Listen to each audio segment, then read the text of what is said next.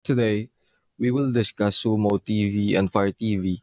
Although the depth of the app catalog may differ, both platforms offer the integration of a variety of streaming apps, giving users access to services like Netflix, YouTube, and other well known platforms. Now, let's examine the main features of these two platforms. Sumo TV, by combining streaming apps with live TV channels, Sumo aims to offer a simplified experience. It emphasizes offering free, ad supported programs and strives to provide an intuitive user interface, especially for those used to traditional cable TV. It provides a large selection of free live TV channels via Sumo Play. Far TV, a wide variety of streaming content, both free and paid, is available on Fire TV, a comprehensive streaming platform with a large app library and deep integration with Amazon services, especially Alexa.